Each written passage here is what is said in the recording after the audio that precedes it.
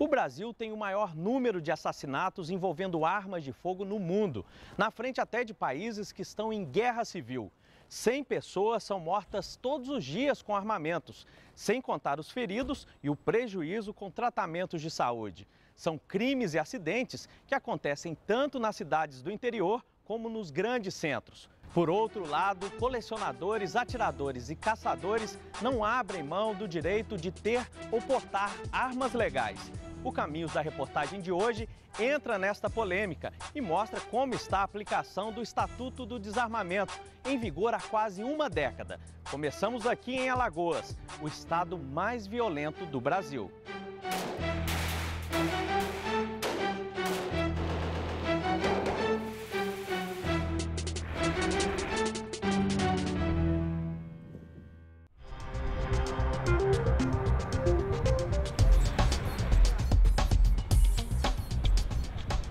A elite da Polícia Militar, os homens do BOPE, Batalhão de Operações Especiais e da Rádio Patrulha, partem para mais uma operação. E nós seguimos o comboio pelo trânsito pesado de Maceió.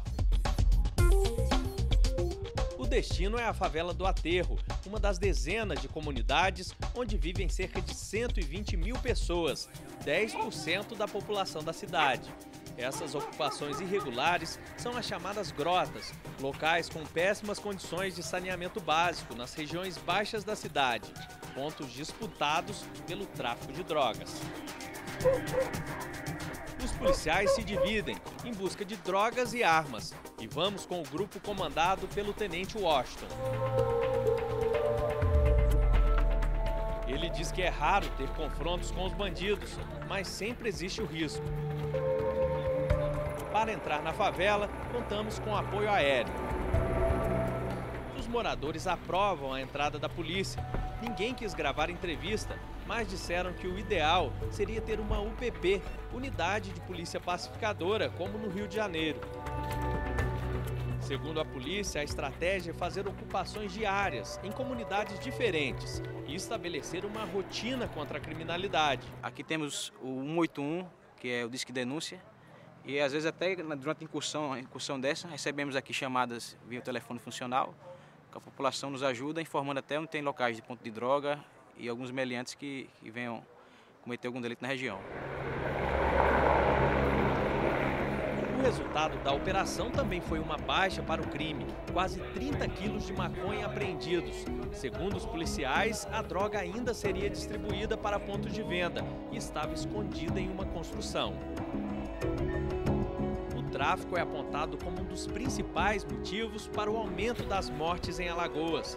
No último mapa da violência, estudo do Ministério da Justiça, o estado ficou em primeiro lugar no ranking de homicídios, com o maior índice do país, quase 70 para cada 100 mil habitantes. A média nacional é de 26 para cada 100 mil. Segundo o estudo, negros e jovens são as maiores vítimas. Para tentar conter o problema, o governo federal anunciou o investimento de 25 milhões de reais e o governo de Alagoas 18 milhões para reforçar a segurança pública e a justiça. Em Alagoas, em 99, ele estava em 11º colocado no número de crimes violentos, homicídios. E ele já aparece em 2006 na primeira posição. Tá? Então, houve um crescimento muito grande. Isso aí é um crescimento pelas desestruturas das polícias, pela desestrutura social. Na verdade, nós temos grande diferença de poder aquisitivo das pessoas. Nós temos um lugar onde 1/4 da população é analfabeta. Temos um lugar onde as oportunidades de emprego são poucas. Nós paramos um pouco no tempo. Desde o começo do ano, 200 homens da Força Nacional dão apoio na cidade. A Polícia Civil também vai ser reforçada. A previsão de concurso para preencher 400 vagas nos cargos de delegados, escrivãos e agentes, e de mais 1.000 para policiais militares. Parte desse investimento também será aplicado em campanhas de desarmamento. Além da entrega voluntária, o policial que retira um armamento da rua recebe um bônus, que dependendo do modelo, varia de R$ 250 a R$ 450 por unidade. A iniciativa começou no Paraná e foi aprovada também no Nordeste. Eu acho fundamental, que é uma forma de estimular e cada vez mais o policial e buscar se sentir estimulado para procurar armas e drogas. Desempenho melhor dos policiais, volume a mais de trabalho para a perícia, que em média recebe 120 armas por mês. Todas elas passam pelo exame de balística, um processo fundamental para solucionar crimes. A perícia começa aqui. Isso, exatamente. Nós recebemos a arma e vamos fazer o teste de eficiência nessa arma, saber se ela é eficiente ou não, e também a produção de um padrão para um futuro confronto balístico com o projeto retirado do corpo da vítima ou encontrado no local do crime. Há 10 anos na profissão, Ricardo diz que já trabalhou em casos de grande repercussão. Com a ajuda deste aparelho, um microcomparador balístico, que tem um microscópio acoplado a um computador, os peritos conseguem descobrir se o projétil ou cartucho da munição encontrados na cena do crime pertencem à mesma arma do inquérito policial.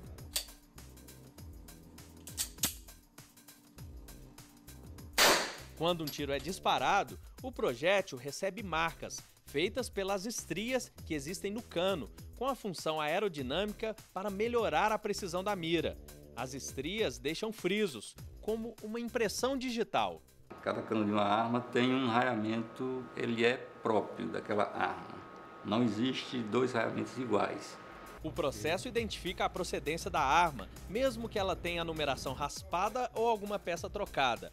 Essa característica permite identificar até a fábrica e a loja onde foi vendida. Porém, poucos estados têm um banco de dados com essas informações para pesquisa, que é uma determinação do Estatuto do Desarmamento. O Estatuto nasceu da mobilização popular e é reconhecido como uma legislação avançada. Aprovado em 2003, trouxe mais rigor para o registro, a posse, o porte e a comercialização de armas de fogo e munição no Brasil. A iniciativa estimulou a população a se desarmar. Vamos desarmando a galera, sem armas é melhor pra viver. A lei proíbe que as pessoas andem armadas nas ruas, com exceção de militares, polícias e algumas categorias que trabalham na segurança pública e particular. O Estatuto previa a realização de um referendo para consultar a população se o comércio de armas deveria ser proibido. A resposta nas urnas em 2005 foi não, por 64% dos votos. Por isso, hoje é permitido comprar e ter uma arma, desde que a pessoa seja maior de 25 anos e atenda a uma série de requisitos, como ter bons antecedentes e ser aprovada em teste psicológico e técnico para manuseio do armamento. Foi o Estatuto que instituiu a realização das campanhas de desarmamento e as indenizações para quem entrega armas. A legislação também mudou para punir o comércio ilegal e o tráfico internacional de armas de fogo. Crimes que antes de 2003 eram enquadrados como contrabando e descaminho, agora são específicos e com pena maior, de 4 a 8 anos de prisão e multa. A nova legislação veio para tentar diminuir a violência e teve um grande impacto, que se refletiu em uma queda inédita de 11% no número de mortes no país em 2004, depois de 13 anos de aumentos consecutivos. A venda de armas no mercado nacional também despencou e hoje representa 10% do que já foi há 10 anos. Segundo a Diretoria de Fiscalização de Produtos Controlados do Exército, enquanto que em 2001 foram vendidas mais de 560 mil armas, em 2012 esse número caiu para apenas 12.500. Qualquer arma que é vendida, seja para pessoa jurídica, seja para pessoa física, nós temos esse controle dessa venda dessa arma. Temos condições de informar quantas armas são produzidas por cada fábrica de armas no Brasil. No Brasil, 2 bancos de dados reúnem as informações sobre os armamentos. O SIGMA do Exército controla armas de uso restrito das Forças Armadas, militares e o acervo de colecionadores, atiradores e caçadores. E o SINARM da Polícia Federal, criado pelo Estatuto do Desarmamento, é responsável pelo controle de armas de fogo em poder da população, da Polícia Civil e empresas de segurança privada, além de emitir o porte de arma. Mas as informações ainda não foram completamente integradas. Muitos dados de armamentos nos estados não estão cadastrados ou não foram repassados. É difícil precisar a quantidade de armas que circulam no país, principalmente quanto às ilegais. Todo o processo sobre dados, por exemplo, ainda é muito falho. A integração entre os bancos de dados e mesmo a reformulação que precisa o Banco de Dados Central da Polícia Federal para que a gente tenha melhores informações e consiga ter um diagnóstico melhor sobre a condição das armas no país, isso precisa avançar. E outras informações que permitem o monitoramento e o rastreamento, marcação de munições ou, por exemplo, o processo de um banco de dados balístico, onde você consegue ter a identidade da arma de fogo no momento da sua produção. Então, tem ainda uma série de requisitos da lei que precisam ser avançados e implementados. Em 2006, uma comissão parlamentar de inquérito, a CPI das Armas, fez uma profunda investigação sobre o narcotráfico. Um dos pesquisadores foi o sociólogo Antônio Rangel Bandeira, diretor da organização não governamental Viva Rio. Rangel coordenou um estudo a pedido do Ministério da Justiça.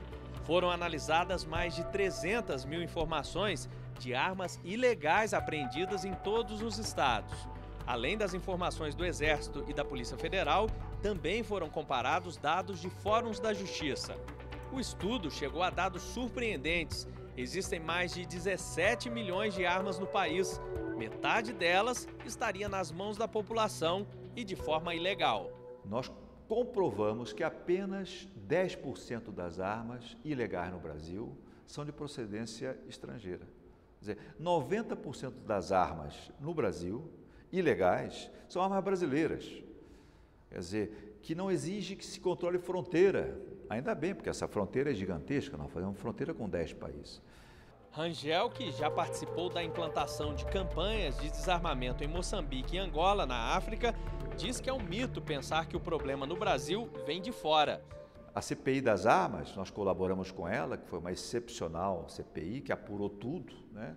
Comprovou que 68% das armas apreendidas pela polícia na ilegalidade no Rio de Janeiro tinham sido vendidas pelos fabricantes brasileiros para 8 lojas de armas no Rio de Janeiro.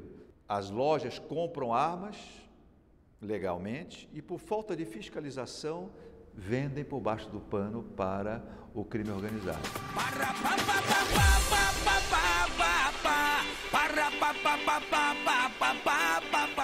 Ao contrário do que muita gente pensa, os modelos de grosso calibre, como fuzis de guerra, mais comuns nos confrontos entre traficantes e policiais nos morros do Rio de Janeiro, são exceção. Representam menos de 10% do arsenal que abastece os criminosos. Outra revelação, a arma que mais mata no Brasil é o revólver 38, o mesmo que aparece neste boletim de ocorrência com numeração raspada. A mensagem não deixa esquecer. Ficou no muro, próximo à casa da dona Nilta, que mora em São Sebastião, cidade a 40 quilômetros de Brasília. Ela tenta superar a morte do neto Jason, de 14 anos, assassinado em novembro do ano passado. O Jason era meu neto, que morava aqui comigo. Eu amamentei ele. Ele era meu filho. E no dia 23 de novembro de 2011, a gente saiu à tarde para ir no dentista. Ele passou a tarde no dentista, ele tinha quebrado um dente jogando bola. Aí a gente chegou aí por volta de 5 horas da tarde, ele tinha arrumado o dente naquele dia e ele falou: vó, eu vou mostrar o dente pro meu pai e pro Yuri, que é o primo dele. O adolescente levou um tiro nas costas enquanto passeava de bicicleta. O assassino achou que ele era de uma gangue rival e disparou. Se entregou poucas horas depois. Hoje, aguarda preso o julgamento. Ele matou uma família toda. Com um único tiro, ele matou uma família. Uma arma que não era para estar na rua. O desabafo emocionado da dona Nilta não é diferente de um protesto silencioso, mas que consegue chamar a atenção para a violência em Maceió. Essa cruz com balões negros foi erguida na orla da praia de Ponta Verde. Familiares e voluntários também distribuíram panfletos com informações sobre o desarmamento. O ato é em solidariedade às 2.235 vítimas da violência em Alagoas.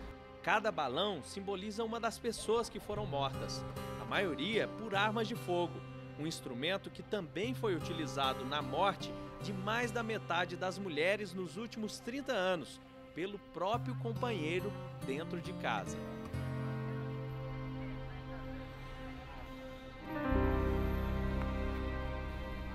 Daqui a pouco, o Caminhos da Reportagem mostra a competição dos atiradores esportivos. No Rio Grande do Sul, entramos na maior fábrica de armamentos do país. E a questão da legítima defesa em uma história impressionante de uma aposentada de 87 anos que reagiu e atirou em um assaltante.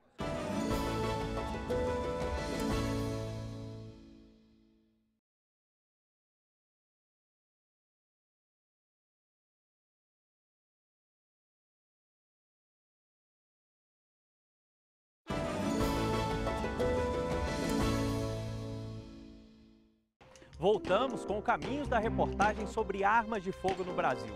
O que diz quem está de acordo com a lei e não abre mão de ter armas legais, como os atiradores esportivos. No Rio Grande do Sul, entramos na maior fábrica de armamentos do país. E a questão da legítima defesa em uma história impressionante de uma aposentada de 87 anos que reagiu e atirou em um assaltante.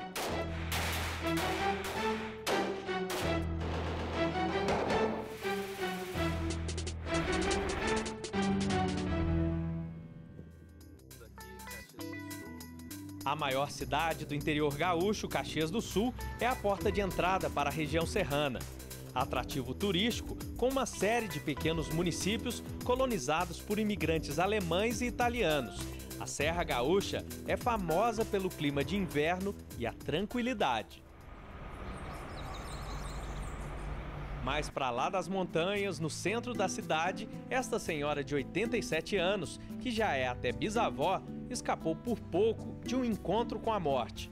Dona Odete se deparou com um ladrão dentro de seu apartamento. Eu falando com ele, pensando que era meu neto, ele virou a mão e disse assim, calma aí, e saí fora da porta. Depois que eu olhei, que eu vi que era o bandido. Não foi a primeira vez que os bandidos estiveram ali, mas a única em que a Dona Odete estava lá dentro. A família já havia instalado essa grade e até câmeras aqui na entrada do apartamento. Mesmo assim, isso não foi o suficiente para impedir a ação do assaltante. Ele aproveitou uma passagem aqui nesse fosso e entrou pela janela, que agora também recebeu uma grade por segurança. A memória não deixa nenhum detalhe para trás. Dona Odete faz questão de mostrar como tudo aconteceu.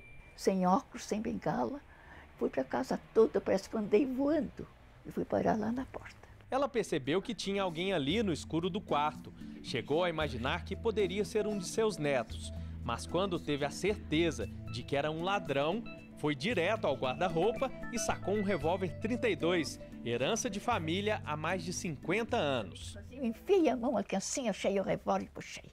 Ela foi caminhando com dificuldade, sem óculos e com as luzes apagadas, então não enxergava nada. Mas naquele momento criou forças para seguir o homem até a porta de entrada. E quando ele ameaçou atacar, Dona Odete, que diz nunca ter usado uma arma, foi rápida no gatilho. Deu 2 tiros fatais. Ele fez aquele gesto assim como ele ia me pegar e uma coisa me disse já. Uma coisa que me cobriu toda e eu atirei nele. A aposentada diz que não queria ter matado ninguém, mas está certa de que agiu corretamente. Muito devota, hoje passa boa parte do dia agradecendo o que ela chamou de milagre. Foi uma grande graça divina que me protegeu. Com uma arma na mão, ficou para trás aquela imagem de velhinha indefesa. O caso tão inusitado foi notícia no mundo todo. Uma situação que reforça os argumentos de quem defende o uso de armas para a própria proteção. O advogado Benê Barbosa é o presidente da ONG Viva Brasil, uma associação que reúne atiradores e colecionadores de armas de todo o país e defende o livre mercado de armas. Tem vários casos aí de legítima defesa que acontecem. Muitos deles não aparecem porque a simples presença da arma de fogo acaba impedindo um crime, sem que haja um disparo, sem que haja ninguém ferido. Então, muitas vezes isso não aparece, mas é bastante comum. O Rio Grande do Sul foi o estado que teve o maior número de votos contra a proibição da venda de armas no plebiscito de 2005. Curiosamente, também tem a maior entrega voluntária de armas do país. Na última campanha, ficou em primeiro lugar no ranking de entrega de armas por 100 mil habitantes, seguido por Acre, Bahia e São Paulo. Seguimos até Porto Alegre, a 130 quilômetros de Caxias do Sul. É na capital gaúcha que fica a sede da Taurus, a maior fábrica de armas leves da América Latina e uma das 5 indústrias desse tipo instaladas no Brasil. A Taurus é uma das 10 maiores empresas fabricantes de armamentos no mundo e atua também na produção de maquinários e equipamentos de segurança. A Taurus tem capacidade para fabricar 45 mil revólveres, 30 mil pistolas e 1.000 metralhadoras por mês. Tem um faturamento de 400 milhões de reais por ano só com armas de fogo. Emprega 4 mil funcionários no Brasil e mais 200 na filial nos Estados Unidos. Os americanos ficam com 70% de toda essa produção que vai para o mercado civil de lá. 20% são exportados para outros 70 países e 10% ficam no Brasil, principalmente para as forças policiais. Além do trabalho manual, 2 robôs também fazem parte da produção. Eles são tão rápidos que chegam a lixar 12 mil peças por dia. Na fase final do processo de fabricação, a arma recebe um número de série, uma identidade, e é através desta numeração que ela é controlada. A gravação tem que ser feita em pelo menos 2 locais, dependendo do modelo.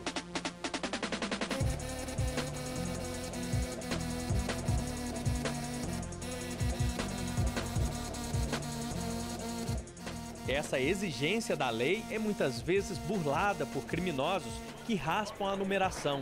Uma solução para este problema seria a criação do mapa balístico, contendo informações de cada tipo de cano e projétil, iniciativa determinada pelo Estatuto do Desarmamento e que ainda não saiu do papel. Cada peça é testada antes de sair da fábrica. 700 tiros por minuto é a capacidade desta metralhadora, desenvolvida para atender exclusivamente a polícia. Antes, um modelo parecido era importado do Chile. Há pouco tempo, a Taurus começou também a produzir armas militares. São carabinas, fuzis, lança-granadas, metralhadoras e pistolas de uso restrito das Forças Armadas, como a 9mm. Nós temos alguns estágios aqui, a grande maioria delas são armas que já passaram pelo cunho e pela aprovação do Exército Brasileiro. Com as restrições para se vender armas, as empresas buscam cada vez mais os mercados internacionais. O governo brasileiro adotou uma política de desestímulo às exportações para países vizinhos, com o objetivo de combater o contrabando. Desde 2001, o Ministério do Desenvolvimento, Indústria e Comércio Exterior impõe uma taxação de 150% nas exportações de armas leves e munições que são vendidas para países que fazem fronteira com o Brasil. Entre 2000 e 2012, mais de 6,5 milhões de armas foram exportadas. Este grande volume de exportações de armamentos significa também geração de emprego e renda para o Brasil, tanto que vem recebendo incentivos do governo federal. Com relação à geração de emprego, o nosso segmento ele emprega aproximadamente 40 mil pessoas. A gente recolhe algo em torno de 150 milhões de reais em impostos por ano e sustenta entre empregos diretos e indiretos, 40 mil famílias, né? Nem sempre existe uma relação entre o número de armas legais e a quantidade de assassinatos. Dados do Ministério da Justiça e da Polícia Federal mostram que os 5 estados mais armados do país, Rio Grande do Sul, Santa Catarina, Mato Grosso, Acre e Roraima, que juntos têm 33% das armas registradas e ativas, são responsáveis por apenas 9% dos homicídios. No Brasil, existem 50 mil registros de colecionadores, atiradores e caçadores. Juntos, eles possuem mais de 200 mil armas. Essas categorias têm acesso a calibres específicos, são controladas exclusivamente pelo Exército e obrigadas a passar por testes de capacidade técnica e aptidão psicológica.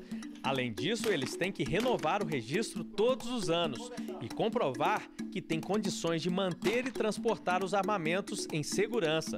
O índice de armas roubadas ficou abaixo de 1%. O atleta de tiro, ele é uma pessoa que utiliza a sua arma dentro de uma condição especial. Ele não é um equipamento que ele transporta por qualquer razão. Ele normalmente vai ter esse equipamento na casa dele e vai transportar de forma segura para o estande. O cuidado é tanto que os acidentes são raríssimos nos clubes de tiro. É um esporte absolutamente seguro, que eu nunca vi, nos 15 anos que eu estou no tiro esportivo, eu nunca vi um acidente. Neste esporte, a segurança vem em primeiro lugar. Óculos, protetor para os ouvidos e, principalmente, armas descarregadas. Não há limite de idade. Mário, de apenas 12 anos, tem alvará da Justiça e veio com o pai do Amazonas para a penúltima etapa do Campeonato Nacional em Brasília. O público interessado nesse esporte ele é bastante heterogêneo no que se refere à formação profissional, à formação cultural, e é muito bacana a interação. Nós vemos aqui famílias atirando juntas, né? Começa o marido, aí traz a esposa, traz o filho, traz a filha, e é muito bacana, é muito salutar. Um dos destaques da prova é o campeão mundial de tiro prático, Lucimar Domingues, que faz parte da categoria sênior, de 50 a 60 anos. Nessa modalidade, os atletas têm que ser ágeis para conseguir cumprir a prova em menos tempo. Outro tipo de competição é o tiro esportivo, que exige mais concentração. O atleta não se mexe. O objetivo é derrubar as silhuetas metálicas. A primeira fileira de alvos fica a 25 metros, depois a 50, 75 e a 100 metros. E tem calibre bem mais pesado, capaz de acertar alvos a 300 metros de distância, com um fuzil. Aí vale uma ajuda da mira telescópica, igual à usada por atiradores de elite. Mas talvez o estilo mais conhecido seja o tiro ao prato, modalidade olímpica e com tradição no Brasil. A modalidade chegou aqui ainda no século XIX com os imigrantes alemães. E foi no tiro esportivo que o Brasil conquistou a primeira medalha de ouro olímpica nos Jogos de Antuérpia, na Bélgica, em 1920. O atleta Guilherme Paraense venceu a prova de pistola rápida e permaneceu como o único campeão olímpico do país durante 32 anos. O desafio aqui é acertar este pratinho de 10 centímetros de diâmetro, atirando com uma espingarda calibre 12. A munição é especial. Essa é a munição da minha modalidade. É um cartucho calibre 12, que nos Estados Unidos é uma arma absolutamente comum. A munição do tiro esportivo, ela é uma munição que o chumbo, que é o projétil do cartucho 12, ele é muito fino. Então ele não serve para defesa pessoal, ele não serve para agredir alguém. No esporte ele é bastante eficiente. São lançados 1 ou 2 discos por vez. É tão rápido que mal dá para ver. Renato Portela tem a melhor marca no país. Em 125 tentativas, já conseguiu acertar em cheio 123. Ele foi 9 vezes campeão brasileiro e é o atual. É um imenso prazer. Se o tiro, se o povo não gostasse de tiro, em parque de diversão, não existia o tiro ao alvo. O tiro esportivo tem uma particularidade que você não atira contra a outra pessoa, você atira contra você mesmo, porque você não tem condições de influenciar o seu resultado com o outro atleta. Então você se supera, é uma superação própria de si mesmo. E isso é muito interessante. Daqui a pouco a gente volta com caminhos da reportagem sobre armas de fogo no Brasil. Fomos ao cenário de uma tragédia em Realengo, no Rio de Janeiro. Acompanhamos as campanhas de entrega voluntária de armas e a proposta que está em discussão no Congresso Nacional, que pretende até revogar o Estatuto do Desarmamento.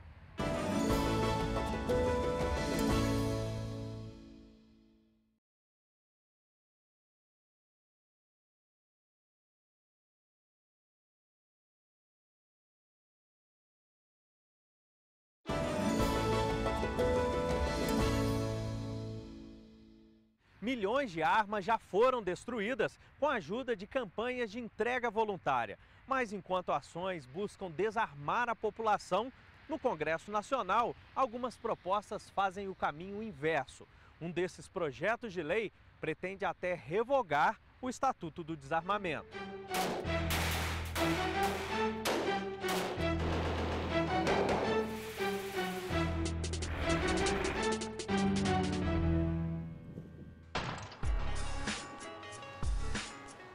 Nos últimos 30 anos, nos Estados Unidos, ocorreram cerca de 60 fuzilamentos em massa, com pelo menos 4 mortes em média para cada um. Segundo o levantamento da revista Mother Jones, uma publicação americana que faz reportagens investigativas, no ano de 2012, 151 pessoas morreram em massacres por arma de fogo. No dia 14 de dezembro de 2012, Adam Lanza, um jovem de 20 anos, entrou armado em uma escola primária na cidade de Newtown, no estado americano de Connecticut. Ele matou 26 pessoas e depois se suicidou. Entre as vítimas, 20 eram crianças de 6 e 7 anos. Em julho do ano passado, o estudante de medicina James Holmes matou 12 pessoas e feriu outras 58 em um cinema na cidade de Aurora, no estado do Colorado. Holmes está preso e é acusado por 142 crimes. No dia 5 de agosto, o ex-militar Wade Michael Page atirou em fiéis durante um culto dentro de um templo da religião Sikh em Milwaukee, no estado de Wisconsin, matando 6 pessoas e ferindo outras 30.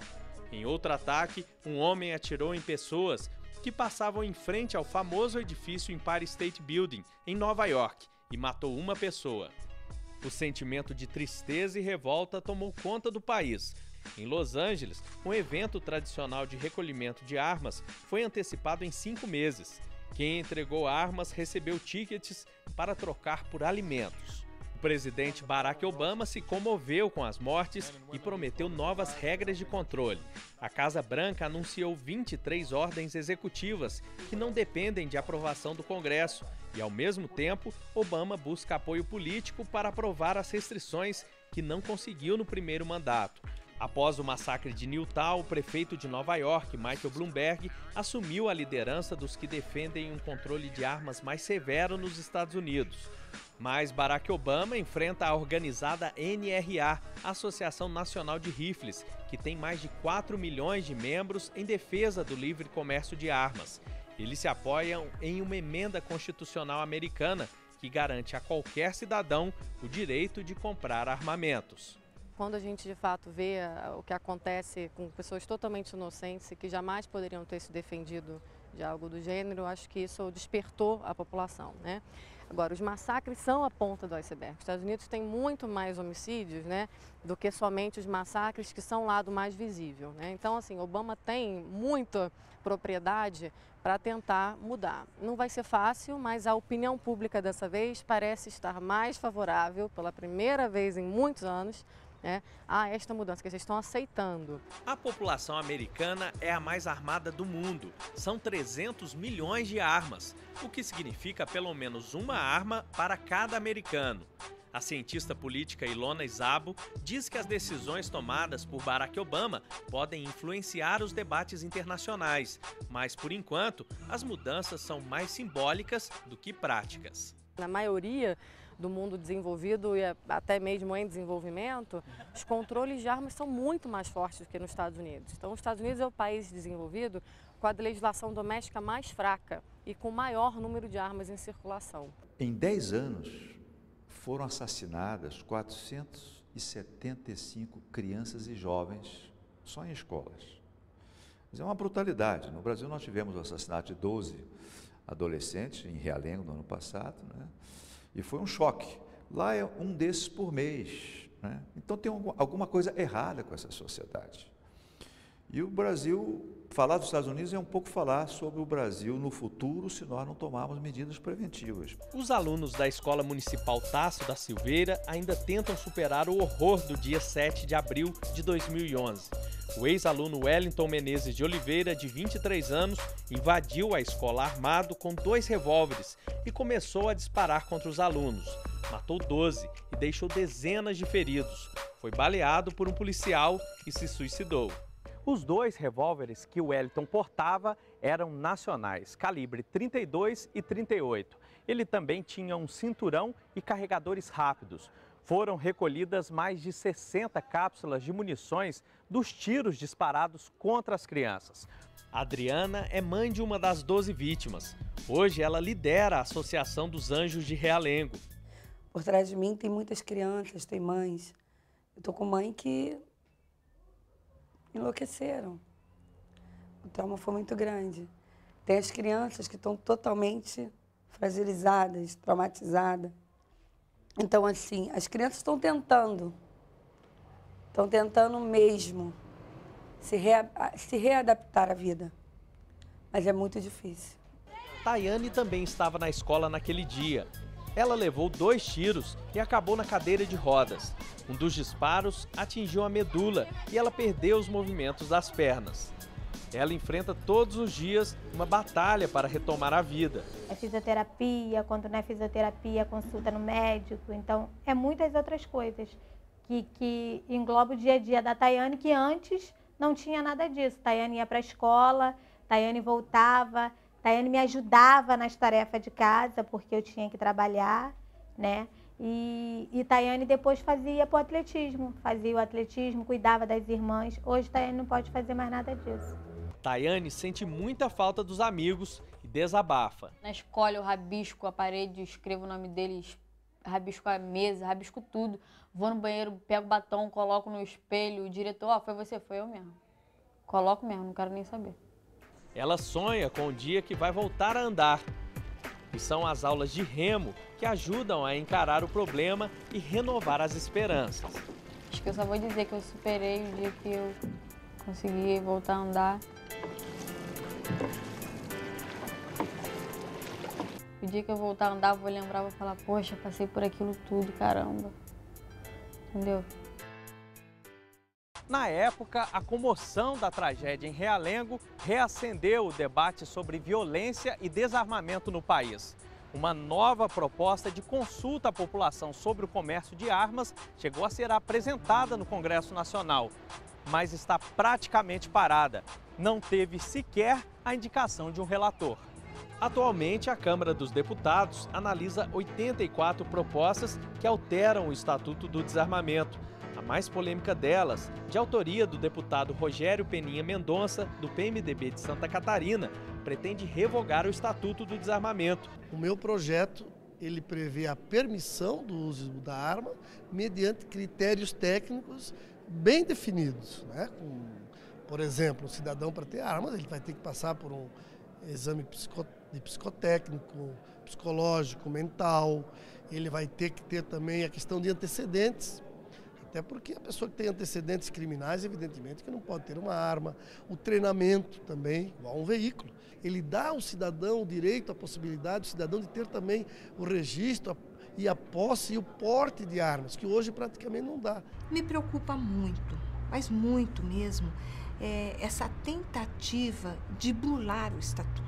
O Estatuto ele é uma conquista de uma sociedade democrática, num Estado de Direito, onde essa sociedade exige uma polícia melhor qualificada para defendê-la. O projeto defende ainda a redução da idade mínima para se comprar uma arma de 25 para 21 anos. O deputado diz que representa o desejo da população que, em 2005, ao ser consultada no referendo, rejeitou a ideia de proibir o comércio de armas no Brasil por 64% dos votos. Há ainda outras propostas que pretendem liberar o porte de armas para guardas portuários e municipais, motoristas de táxi, oficiais de justiça e fiscais do IBAMA. Já tem uma proposta lá para que todos os advogados, são mais de 700 mil advogados no Brasil. O Brasil é o 3º país em número de advogados do mundo. Eles querem que todo advogado tenha direito de andar armado. Por quê? Para quê? Outros projetos vão mais na linha do desarmamento e pedem a apreensão e destruição de brinquedos, réplicas e imitações de armas de fogo. E também querem proibir a entrada de crianças e adolescentes em clubes de tiro, que hoje pode ser autorizada pela Justiça quando acompanhados dos pais. Tem projetos de lei, por exemplo, que não querem que tenha o recadastramento. Ora, se arma de fogo, um artefato que é feito para matar, ele tem que ter um processo, um segmento e um recadastramento a cada 3 anos, e a gente tem tido uma dificuldade na implementação dessa medida, imagine acabar com essa exigência. O governo já se manifestou contrário a qualquer flexibilização do Estatuto do Desarmamento. Qualquer campanha que venha diminuir instrumentos que potencialize a violência, nós estaremos apoiando. É nosso dever trazer a consciência da população de que a cultura da violência, ela se contrapõe a um Estado democrático de direito e de paz. O Ministério da Justiça investe 10 milhões de reais todos os anos para desarmar a população e já conseguiu tirar das ruas mais de 500 mil de armas com as entregas voluntárias. Todas as vezes em que esta campanha se instala, nós temos a curva decrescente de homicídios. Segundo o mapa da violência de 2012, mudanças na segurança pública e ações de desarmamento se refletiram em redução da violência na região sudeste. Mas no final do ano passado, uma onda de assassinatos envolvendo armas de fogo causou terror na população. Só em outubro de 2012, o número de vítimas de homicídios dolosos na capital paulista mais do que duplicou em relação ao mesmo período do ano anterior. De acordo com o levantamento da Secretaria de Segurança Pública de São Paulo, foram 176 mortes contra 82 em 2011, um aumento de 114%. Uma das campanhas mais recentes no estado contou com 600 locais de arrecadação, 170 só na capital. Parceria do Ministério da Justiça, da Defensoria Pública, da Polícia Militar e do Instituto Sou da Paz. Os bairros da periferia, historicamente, têm números mais baixos de entrega de armas, e foi lá justamente o foco das ações. No Jardim Jaraguá, zona noroeste de São Paulo, uma região com grande número de ocorrências, esse casal entregou uma arma que pertencia à família. Na verdade, eu não sabia que tinha uma arma em casa. Quando a minha mãe faleceu, mexendo nos documentos, nas coisas dela, eu encontrei essa arma dentro da bolsa e fiquei muito preocupada que alguém pudesse pegar, ou mesmo numa situação de um sequestro, de um assalto, alguma coisa parecida, o ladrão pudesse pegar a arma e fazer piorar a situação, porque achar que a gente fosse reagir, alguma coisa nesse sentido. Para entregar uma arma, não é preciso se identificar ou dizer a origem dela. O mais importante, primeiro, é retirar uma guia de trânsito, documento que autoriza o transporte do armamento até o local de entrega. A arma deve estar separada da munição e embalada de forma que impeça o uso imediato. As indenizações variam de R$ 100 a R$ 300. Até 31 de dezembro de 2010, a Polícia Federal fez um grande recadastramento, permitindo que as armas sem registro fossem legalizadas. Quem perdeu o prazo do recadastramento e está sem registro deve entregar a arma para as campanhas de desarmamento. Tem muita arma em circulação, tanto no mercado legal quanto no mercado ilegal. E a gente tem um problema que a gente está trabalhando com bens que são extremamente duráveis. Então, é muito comum que essas armas durem tranquilamente 30 a 40 anos e funcionando.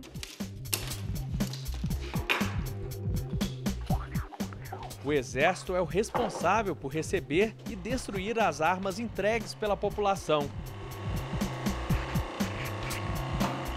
Em meio a tantos modelos aqui, olha só o que a gente encontra também. Parece muito uma pistola, né? Parece. É plástico. Aqui vocês encontram brinquedos que chegam aqui também, né? Mas que são usados para assalto e também toda a série de improviso, Marcelo. Isso, exatamente. Então aqui nós temos uma arma artesanal. Então essa aqui foi feita com um pedaço de cadeira. Esse aqui é um municiador também artesanal que carrega calibre 12. Então pode ver que é tudo improvisado. E essa aqui feita com material de pedaço de madeira, uma pequena mola. No gatilho é um pedaço de ferro. E para amarrar isso tudo é aquele material que amarra geralmente bujão de gás. Isso aqui funcionava? Isso aqui provavelmente funcionava e provavelmente poderia ser muito arriscado até para o atirador fazer o uso desse armamento. Além de nós recebermos o armamento para dar o destino da destruição, nós recebemos também munição apreendida, né?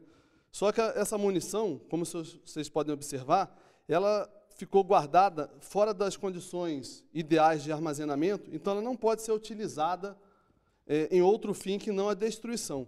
Carabina 20 da Rossi, número 2822. As armas que chegam aqui foram entregues pela população ou já serviram de provas nos tribunais e puderam ser liberadas depois do julgamento dos crimes. Desde 1997, quando os militares começaram esse trabalho, 2,5 milhões de armamentos saíram de circulação no país. E o ponto final é a destruição. A maior ação desse tipo foi no ano passado, no Rio de Janeiro, na Praça da Apoteose. Um rolo compressor do Exército destruiu 40 mil armas que estavam com a Polícia Civil, apreendidas em operações policiais e entregues nas campanhas. Ei, Joe, onde é que você vai com essa arma aí na mão? Marcelo Yuca, um dos fundadores da banda Rapa, também foi vítima das armas. No ano 2000, ele foi baleado ao tentar fugir de assaltantes. Um dos disparos atingiu a coluna do músico, que ficou paraplégico. Yuca já foi vítima de outros 2 assaltos. Eu nunca pensei em me defender usando uma arma, nunca pensei num cachorro feroz para as pessoas não entrarem aqui, como nunca pensei em carro blindado. Não, eu quero que me é de direito, mas eu não acredito em violência como cura. O principal letrista da banda, Marcelo Yuca, é autor de Minha Alma e da versão para Hey Joe de Jimi Hendrix, que retratam a violência nas cidades. Acabou como vítima do que alertava nas suas próprias canções. O pacifista não é aquele que não perde a cabeça, não. Não é, não. Não é aquele que é capaz de fazer um ato impensado ou um ato violento. Não. Eu sou capaz de fazer, de perder a cabeça, de fazer um ato impensado e de ser violento. E é por isso mesmo que eu não quero arma de fogo.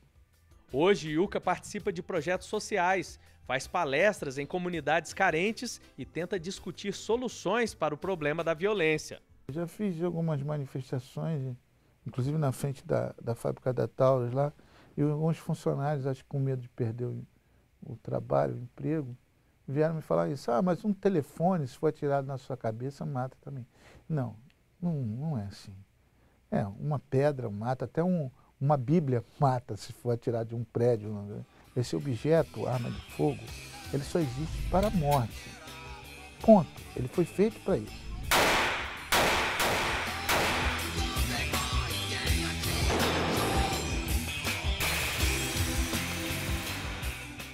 O que já foi comprovado com o Estatuto do Desarmamento e a redução da circulação de armas de fogo foi uma maior segurança. Então, o que a gente ganha? A gente ganha em segurança, a gente ganha em tranquilidade, a gente ganha em qualidade de vida. Poder andar na rua sem medo é isso que a gente deseja. E menos armas em circulação certamente vai trazer essa segurança para todos nós.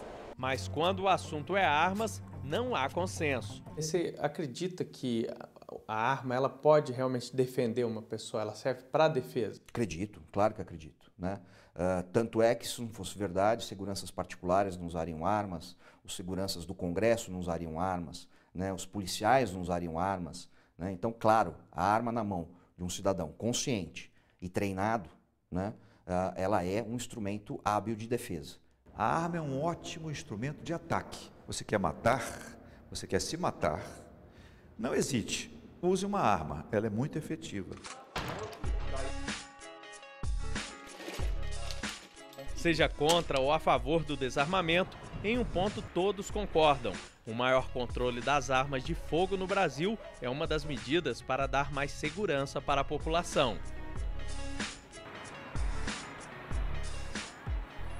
Eu acho que pessoas de bem não têm que ter arma dentro de casa, não, a arma é para a polícia. O cidadão tem o direito de escolher ter uma arma para sua defesa e o Estado não tem nem moral para dizer que ele não pode fazer isso. Eu acho que a gente pode almejar é que a gente de fato consiga um controle de armas responsável, que saia dessa discussão ideológica polarizada, porque isso de fato não ajuda nem um lado nem o outro. Quando você não se sente seguro, quando a sua sensação de segurança não é grande, aí você procura uma outra opção. Nós buscamos essa população mais desarmada, seja ela do instrumento arma ou seja ela do seu íntimo, para que ela possa usar de soluções pacíficas de conflito.